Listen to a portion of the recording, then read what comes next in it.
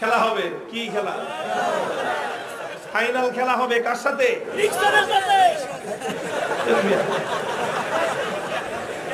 এদের সাথে খেলা শেষ করে দিয়ে আসছি, তার লাগাই খেলা নাই। এখানে তো অফার করেছি, আসো, আমাদের দুয়ার সবার জন্য উন্মুক্ত, বন্ধুত্বের হাত প্রসার করে দিয়েছি আমরা। তোমরা ভুল করতে পারো, আমাদের দায়িত্ব হলো তোমাদের ভুল শুধরে দেয়া। এই তেজ, এটা শরীরের তেজ না, এটা রূহের তেজ। এটা শরীরের শক্তি না, এটা আত্মার শক্তি। যে ইমানদার আল্লাহর ঈমান, আল্লাহর উপর আস্থা এবং ভরসাকে দুনিয়াদারদের সামনে মাথা উঁচু করে দাঁড় করাবার চেষ্টা করে, আল্লাহ পাক তার আত্মার মধ্যে অফুরন্ত শক্তি দান করেন। আলহামদুলিল্লাহ। ইতিহাস বলে উলামায়ে কেরাম, আহলে হক, হকের ঝান্ডাবাহীরা যদি হকের উপর অটল আর মজবুত থাকে, আল্লাহর পক্ষ থেকে সাহায্য আসে। প্রতিপক্ষ মাথা নত করতে বাধ্য হয়। সাহাবী যুগের ছোট্ট একটা ঘটনার উদ্ধৃতি দিই। হযরতে আব্দুল্লাহ ইবনে হুযাফা রাদিয়াল্লাহু তাআলা আনহু, আল্লাহর নবীর একজন সাহাবী, তিনি এক যুদ্ধে নেতৃত্ব দিচ্ছিলেন একটা ছোট বাহিনীর। ঘটনাচক্রে রোম সম্রাট সে ওই বাহিনীটাকে গ্রেফতার করে ফেলল। আল্লাহর নবীর সাহাবী আব্দুল্লাহ বিন হুযাফা রাদিয়াল্লাহু আনহু সহ প্রায় 50 জনের মুসলমানদের একটা কাফেলা বন্দী হয়ে গেল। এখন রোম সম্রাটের ইচ্ছা হলো মুসলমানের ঈমান পরীক্ষা করবে, আর যে কোনো মূল্যে মুসলমানকে ইসলাম থেকে দূরে সরাবে। এই জন্য প্রথমে আব্দুল্লাহ বিন হুযাফাকে ডেকে নিয়ে অফার দিল, অফার, লোভ দেখাইলো, বলল তুমি ইসলাম গ্রহণ করো, বিশাল অপ্রতিরোধ্য বিশাল সাম্রাজ্য, পৃথিবীর সুপার পাওয়ার রোম সাম্রাজ্যে তোমাকে বিশাল বড় ক্ষমতাবান পদ দিয়ে দিব, মন্ত্রিত্ব দিয়ে দিব, আর আর তোমাকে আমার মেয়ে বিয়ে দিয়ে দিব। পরবর্তীতে তুমি রাজবংশের নিয়ম অনুযায়ী দেখা যাবে তুমি সম্রাট হয়ে যেতে পারো, বিশাল এলাকার দায়িত্ব তোমাকে এখনই দিয়ে দিব, কিন্তু শর্ত হলো তোমাকে তোমার ধর্ম এবং আদর্শ ছাড়তে হবে। এই কথা যখন বলেছে, আব্দুল্লাহ ইবনে হুযাফা রাদিয়াল্লাহু আনহু রাগে ক্ষোভে অগ্নিশর্মা হয়ে, কোন কোন বর্ণনার মধ্যে এসেছে রোম সম্রাটের দরবারে দাঁড়িয়ে রোমান সম্রাটকে তিনি লক্ষ্য করে বলেছেন, ইয়া কালবার রোম, হে রোমের কুকুর।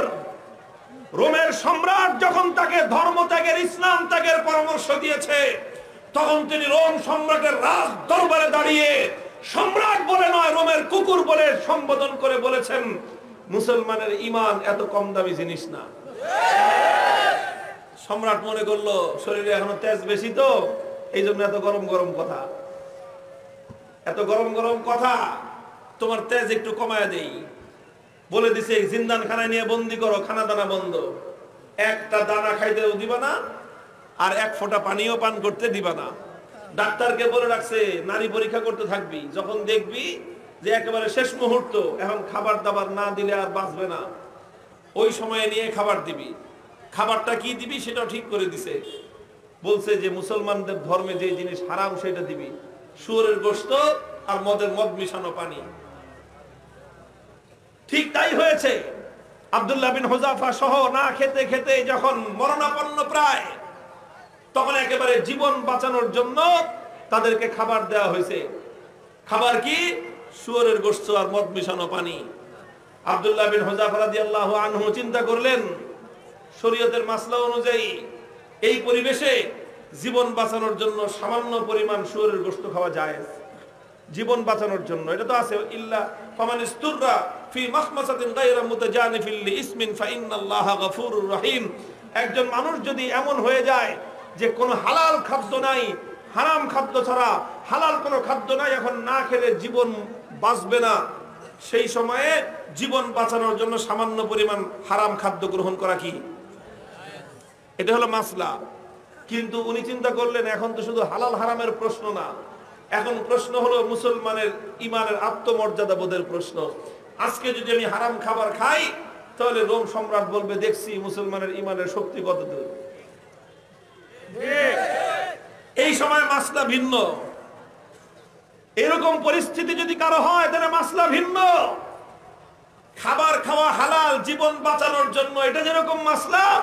আর কেউ যদি হারাম খাবার না খেয়ে মৃত্যুকে আলিঙ্গন করে নেয়, তাহলে সেই মৃত্যু হলো আফজালুশ শাহাদা, সর্বশ্রেষ্ঠ শহীদি মরণ। আব্দুল্লাহ বিন হুযাফা চিন্তা করলেন, এখন মাসলা দুইটা আছে। একটা হলো ফাঁক ফকরের রাস্তা, আমি এখন হারাম খেয়ে জীবন বাঁচাতে পারি।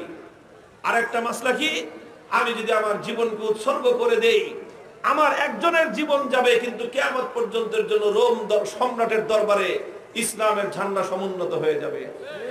সম্রাট বলবে যে মুসলমানের ইমান, বাপরে বাপ, জীবন যেতে পারে কিন্তু মুসলমান ইসলামের গৌরব ভুলুণ্ঠিত হতে দেয় না। তিনি খান নাই, লাথি মারছেন একটা, এক লাথিতে সমস্ত শুয়োরের গোশত আর মদের পাত্রের গুলো ভেঙ্গে চূর্ণ বিচূর্ণ হয়ে গেছে। এখন সম্রাট ডাক্তার রেখে, কিরে তুই না কইলি জীবন বলে বাঁচবে না, তেজ দিকে এখন অত। ডাক্তার কয়, আমাদের ডাক্তারি মতে তো এত তেজ থাকার কথা না, এটা তো ডাক্তারি মতের তেজ না, এটা তো ইমানি তেজ। এই তেজ, এটা শরীরের তেজ না, এটা রূহের তেজ। এটা শরীরের শক্তি না, এটা আত্মার শক্তি। যে ইমানদার আল্লাহর ঈমান, আল্লাহর উপর আস্থা এবং ভরসাকে দুনিয়াদারদের সামনে মাথা উঁচু করে দাঁড় করাবার চেষ্টা করে, আল্লাহ পাক তার আত্মার মধ্যে অফুরন্ত শক্তি দান করেন। আব্দুল্লাহ বিন হুযাফা যখন এটা করলেন, এবার রোম সম্রাট বলে যে 2 বার খেললাম, দোনো খেলায় হারছি। 2 বার হলো না? প্রথমবার লোভ দিছে, জিতছে না হারছে? দ্বিতীয়বার খাওয়ান দাওয়ান বন্ধ করে টাইট দিছে, জিতছে না হারছে? এবার ফাইনাল খেলা হবে। কি খেলা? ফাইনাল খেলা হবে কার সাথে?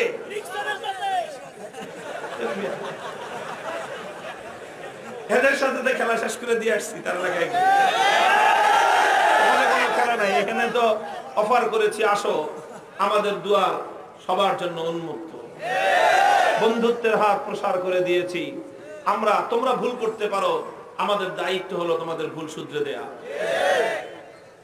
রোম সম্রাটের সাথে খেলা হবে আব্দুল্লাহ বিন হুযাফার।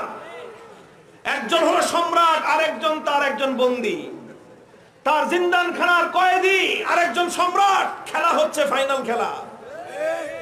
রোম সম্রাট বলল, এবার একদম দেখবো চূড়ান্ত যে ইমানের তেজ কোন পর্যন্ত হয়। যতজন বন্দী বিশাল বিশাল ড্যাগের মধ্যে পানি গরম করছে, ফুটন্ত গরম দাউ দাউ লেলিহান শিকার আগুন, সেই আগুনের মধ্যে ড্যাগ বসাইছে, বিশাল বিশাল ড্যাগ, খাজা বাবার ড্যাগের মতো। খাজা বাবার ড্যাগ দেখছেন? বাংলাদেশে আছে শাহজালালের মাজারের ড্যাগ একটা আছে, ওটার মধ্যে বালতি নিয়ে নামে একজন সঙ্গ লাগায়া খিচুড়ি উঠাইতে, দেখেন নাই? এরকম বিশাল ড্যাগ, একটা মানুষ যেন আপাতমস্তক সেই ড্যাগের মধ্যে ডুবে যেতে পারে, এত বড় বড় ড্যাগ বানাইছে। ড্যাগ বানায় তারপরে লাকড়ি দিয়ে লেলিহান শিকার আগুন জ্বালাইছে। সে আগুন জ্বালায় তারপরে এই তো পানি দিয়ে ভরে দিছে। পানি যখন টকবক টকবক করতেছে, এবার আব্দুল্লাহ বিন হুযাফা সহ তার সমস্ত বন্দীদেরকে ডেকে আনছে। ডেকে এনে বলছে, আব্দুল্লাহ বিন হুযাফা, এবার তোমার সাথে কোনটা খেলা? ফাইনাল। তোমাকে সর্বশেষ সুযোগ দিচ্ছি, তুমি 2 বার আমাকে ডিনাই করেছো, আমাকে অপমান করেছো, এবার লাস্ট সুযোগ তোমার জন্য। এই যে দেখো গরম পানি, কথা মানবি, আনলে একটা একটা করে এই গরম পানির মধ্যে ছাড়বো, আর পানির মধ্যে ছাড়ার সাথে সাথে দেখবা মৃত্যু কত বিভীষিকাময়। আব্দুল্লাহ বিন হুযাফা নির্বিকার, কোনো কথা বলেন না। সম্রাট বলছে জল্লাদকে, ওর সামনে থেকে তার একজন সঙ্গীকে নিয়ে তার চোখের সামনে গরম পানিতে ছেড়ে দাও। ঠিকই আব্দুল্লাহ বিন হুযাফা রাদিয়াল্লাহু তাআলা একজন সাথীকে নিয়ে গরম পানির মধ্যে ছেড়ে দেওয়া হলো। মুহূর্তের মধ্যে বিভৎসভাবে তার মৃত্যু হলো, তিনি শাহাদাত বরণ করলেন। চোখে তাকায় দেখলেন কিচ্ছু, কোনো কথা নাই। এবার বলল যে এবার ওরে ধরে নিয়ে যাও। আব্দুল্লাহ বিন হুযাফা রাদিয়াল্লাহু তাআলা আনহুকে এবার ধরে নিয়ে যাওয়া শুরু করলো। বাদশা খেয়াল করতেছে যে মনোভাবটা কি চেঞ্জ হয় কিনা, একটু অন্তত ভয় পায় কিনা। একটু ভয় পাইলেও মনে করবে যে যাক কোন রকম মর্যাদাটা রক্ষা পাইছে, ফাইনাল খেলা ড্র ঘোষণা করে দেওয়ার একটা ধান্দা খুঁজতেছে। যখন আব্দুল্লাহ বিন হুযাফাকে নিয়ে যাওয়া হচ্ছে, ইতিহাসের কিতাবগুলোর মধ্যে লেখা হয় ওনার চোখ দিয়ে দর দর করে পানি পড়তে আরম্ভ করলো। বাদশা মনে করছে কাম হয়েছে, মনে হয় কাজ হয়েছে, মনে হয় ভয় পেয়েছে। এবার ডাক দিছে, এই ফিরে আনো, ফিরে আনো। জিজ্ঞেস করতেছে কি ব্যাপার, ভয় পেয়েছো? যদি ভয় পেয়ে থাকো সারেন্ডার করো, এখনো তোমার জন্য সে আমার অফার অব্যাহত আছে। তুমি তোমার ধর্ম ছেড়ে আমাদের দলে যোগ দাও, সঙ্গে সঙ্গে আমি তোমাকে রোম সাম্রাজ্যের বিশাল ক্ষমতাবান পদ দিব তোমাকে। আর যদি না মানো তাহলে তোমাকে কিন্তু খালি চোখের পানি দেখে আমি ছাড়বো না, তোমাকে গরম পানির মধ্যে নিক্ষেপ করে নির্মমভাবে তোমাকে হত্যা করব। আব্দুল্লাহ বিন হুযাফা বলেন, কারে তুমি কি মনে করছো? মনে করছো এই মৃত্যু দেখে ভয় পেয়েছি? না না, তোমার এই মৃত্যুর এই বিভীষিকা দেখে আমি ভয় পাই নাই। তাহলে কান্দো কেন? পরে কান্দি, চোখের আমারে পানি, হে রোম সম্রাট, তোমাকে দেখাবার জন্য নয়, আমার চোখের অশ্রু তো দুনিয়ার কোন মানুষকে দেখাবার জন্য নয়, আমি আমার জীবন সায়ান্নে মৃত্যুর মুখোমুখি দাঁড়িয়ে আমার রব্বুল আলামিনকে দেখানোর জন্য দুফোঁটা তপ্ত অশ্রুর নজরানার কদমে পেশ করলাম। আল্লাহকে বললাম যে আল্লাহ, তুমি পরীক্ষা করতেছো তোমার বান্দা, যে তোমার বান্দা তোমাকে, তোমার দ্বীনকে, তোমার রাসূলকে, তোমার রাসূলের আদর্শকে কতটা ভালোবাসে, তুমি এটা পরীক্ষা করতেছো। আর এই পরীক্ষা করার জন্য জীবন দিছো মাত্র কয়টা? একটা মাত্র জীবন দিছো। আর ওই একটা জীবন দিয়ে আল্লাহ তোমাকে কিভাবে দেখাবো যে আমি তোমাকে আর তোমার দ্বীনকে কতটা ভালোবাসি? তুমি আমাকে 1000 জীবন দান করতা, একটা একটা করে জীবন তোমার জন্য উৎসর্গ করে তোমার বান্দা আব্দুল্লাহ বিন হুযাফা দুনিয়ার সামনে প্রমাণ করে দিত ঈমানদারের কাছে ঈমানের দাম কত বেশি। এই জন্য কান্দি বেটা, আহম্মক জানি কথা। তুই মনে করছিস যে মুসলমান জীবনের মায়ায় কান্দে? আরে মুসলমান তো বিশ্বাস করে যে যতদিন বেঁচে আছি ততদিন কষ্টে আছি, আল্লাহর জন্য জীবন দিব আর জান্নাতে যাব। কি বলেন? সন্দেহ আছে? আল্লাহর জন্য জীবন দেওয়ার মধ্যে আর জান্নাতের মধ্যখানে কোনো দূরত্ব নাই, কোনো দূরত্ব নাই। তুমি জীবন দিবা আল্লাহর জন্য আর জান্নাতে যাবা। তাহলে ভয় কারে দেখাও মিয়া? আমার কাছে একটা জিনিসই আমার বুঝে আসছে, যে বেটা তোমরা যদি বাতিলের উপর থেকে নমনীয় না হতে পারো, আমি হকের উপর থেকে নমনীয় কোন দুঃখে হব? হযরত ওমরের থিওরি ছিল যে আলাইসা কাতলাহুম ফিন্নার ওয়া কাতলানা ফিল জান্নাহ। হযরত ওমর রাগে ক্ষোভে হুজুর সাল্লাল্লাহু আলাইহি ওয়াসাল্লাম এসে বলতেছে যে হুজুর আচ্ছা কোন তো থিওরিটা এটা কিনা, যে বেঈমানরা মরলে জাহান্নামে যাবে, ঈমানদাররা মরলে জান্নাতে যাবে, কথা ঠিক আছে না হুজুর? হযরত ওমর যখন এই কথা কয়, হুজুর কয় তোমার কথাটা তো ঠিকই আছে, যে ওরা মরলে জাহান্নাম, আমরা মরলে জান্নাত। কয় হুজুর তাইলে আবার 3 নম্বর কথা কি? ফালামা নুতি হাযিহি দানিয়াতা ফি দীনিনা। বেঈমান যদি নমনীয় না হতে পারে, মরলে জাহান্নামে যাবে, তাহলে আমি মরলে জান্নাতে যাব, আমি নমনীয় হব কেন? তাকবীর, নারে তাকবীর, আল্লাহু আকবার। ইসলামের সূত্ররা হুশিয়ার সন্তান, ইসলামের সূত্ররা তাকবীর। আরে বেঈমানরা যদি বাতিলের পথ ছাড়তে না পারে, ঈমানদাররা হকের পথ ছাড়বে কেন? কথার মধ্যে কোনো ভেজাল আছে? হিসাব কিতাব তো ক্লিয়ার, কথা তো পরিষ্কার এখানেই, যে এখানে নমনীয় তো তোমাকে হতে হবে, আমি কেন নমনীয় হব? যেখানে তুমি বাতিলের উপর, আমি হকের উপর, তুমি বদ্দীনের উপর, আমি দ্বীনের উপর, তুমি কোরআনের বিপক্ষে, আমি যখন কোরআনের পক্ষে, নমনীয় তোমাকেই হতে হবে, আমার নমনীয় হওয়ার কোনো স্কোপ নাই। হযরত আব্দুল্লাহ বিন হুযাফা রাদিয়াল্লাহু তাআলা আনহু যখন এই কথা বললেন, আরে বেটা জীবন তো একটা আছে, দেখে একটা দিতেছি, জীবনে 1000টা থাকলে 1000টা দিয়ে প্রমাণ করতাম যে ইসলাম এবং ঈমানের দাম কত। এই কথা যখন বলছে, তখন বাদশা কয় যে এটা তো মানুষ না, মানুষ কি এরকম হয় নাকি? আরে মৃত্যুর মুখোমুখি দাঁড়িয়ে মৃত্যুকে আলিঙ্গন করার জন্য পাগল, কয় জীবন একটা আছে দেখে একটা দিতেছি, 1000টা থাকলে 1000টা দিতাম। এখন তো দিলের মধ্যে ভয় ঢুকে গেছে, আল্লাহ পাক রব্বুল আলামিনের পক্ষ থেকে সাহায্য আর নুসরত আসা শুরু হয়ে গেছে। আল্লাহ পাক বাতিলের অন্তরের মধ্যে ভয় এবং ভীতির সঞ্চার করে দিয়েছেন। এখন বাদশা মনে করা শুরু করছে যে এটা মানুষ না, এটা অন্য কিছু, এটা অন্য কিছু হবে। এখন ওরে যদি আমি শাস্তি দেই, মারি, তাহলে আমি নির্বংশ হয়ে যাব, এরকম একটা ভয় ওর মনের মধ্যে আসছে। এখন চিন্তা করতেছে, এখন ছাইরা দেমা ভিক্ষা চাই না? এই অবস্থা হয়েছে, এখন সে রাস্তা খুঁজতেছে যে কেমনে এখন এর থেকে বাইচে আসা যায়। এখন যদি আব্দুল্লাহ বিন হুযাফাকে এমনি মুক্তি দিয়ে দেয়, নিজের মান মর্যাদা যা আছে প্রেস্টিজ সব বেলুনের মতো ফুটো হয়ে যাবে। এখন বলে যে ঠিক আছে, ঠিক আছে, তোমার কিচ্ছু করা লাগবে না, ঈমান ছাড়া লাগবে না, ইসলাম ছাড়া লাগবে না, কোনো কিছু করা লাগবে না, তুমি শুধু একটা কাজ করো, আমার কপালের মধ্যে একটা চুমা দিয়ে দাও, তোমাকে ছেড়ে দিব। আব্দুল্লাহ বিন হুযাফা বলেন, শুধু আমাকে একা ছাড়বা না, আমার 50 জন সাথী সঙ্গী সবাইকে ছাড়বা? না, খালি 50 জন না, তুমি যদি আরো নাম কও তুমি সব ছেড়ে দেবে। তিনি চিন্তা করেন আল্লাহর পক্ষ থেকে নুসরত আসছে, আল্লাহর পক্ষ থেকে সাহায্য এসেছে, আল্লাহ পাক একজন বন্দির সামনে একটা সম্রাটের মাথা নত করে দিয়েছেন। উদ্যোগ কার হাতে? ফাইনাল খেলায় জিতছে কে? কে জিতছে? হযরতে রাসূলের সাহাবী জিতেছেন, সম্রাট পরাভূত হয়ে গেছে। কথা বলেন ঠিক না বেঠিক?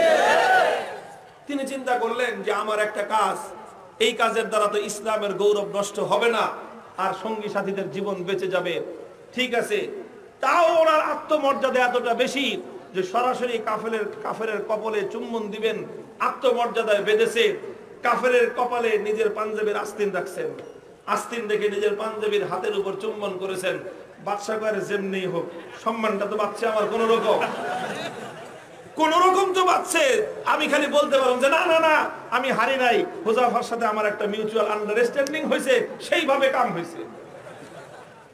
বাস সব বন্দীদেরকে মুক্তি দিয়ে দিয়েছেন।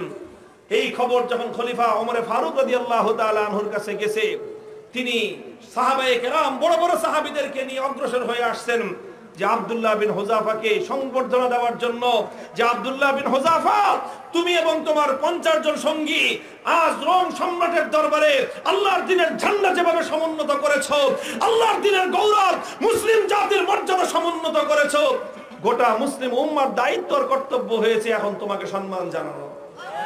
এই জন্য আমি স্বয়ং খলিফা তোমাকে ইস্তেকবালের জন্য সামনে অগ্রসর হয়ে আসছি। মুহতারাম হাজিরিন, উলামায়ে কেরামকে বলি আর আলেমদের সাথে যারা আছেন তাদেরকে বলি, হকের উপর অটল থাকতে হবে। জীবন যাওয়া না যাওয়াটা বড় প্রশ্ন নয়, বড় প্রশ্ন হলো আমার জীবনটা হকের পথে গেল কিনা।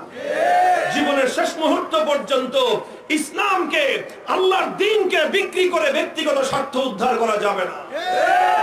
আল্লাহ পাক তৌফিক দান করেন, আমিন বলেন।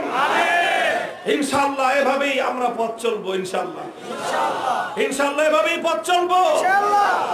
সাধারণ মানুষকে বলি, যারা আলেম ওলামাদের বিরোধিতা করেন একটু বুঝে শুনে করবেন। আলেম ওলামাদের বিরোধিতা করেন, বুঝে শুনে করবেন। খালি নেতায় ডাকছে আলেমের বিপক্ষে নেমে পড়েন না। খবরদার, আলেম যখন কোরআনের পক্ষে নামে, কোরআনের বিপক্ষে যেই নামুক না কেন, রাজনীতির কারণে যে কোনো নেতার পিছনে রাজনীতি করতে পারেন।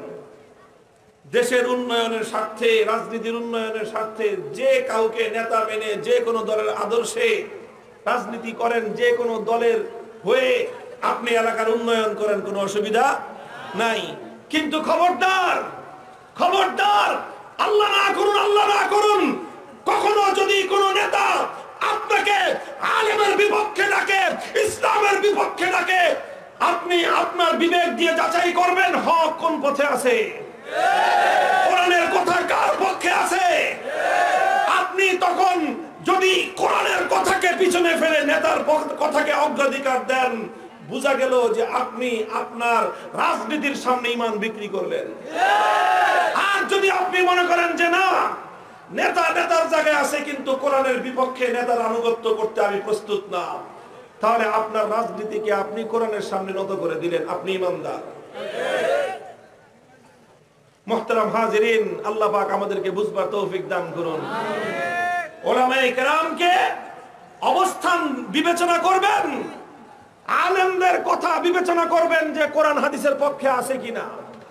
যদি আলেমের কথা কোরআন হাদিসের পক্ষে থেকে থাকে, ইসলামের পক্ষে থেকে থাকে, আপনি মুসলমান হয়ে থাকলে যে কোনো রাজনৈতিক দল করেন, যে কোনো নেতার নেতৃত্বে চলেন, কিন্তু খবরদার, যখন প্রশ্ন হবে হক এবং বাতিল, যখন প্রশ্ন হবে তাওহীদ এবং কুফর, যখন প্রশ্ন হবে ইসলাম এবং কুফর, তখন আপনাকে ইসলামের পক্ষেই থাকতে হবে।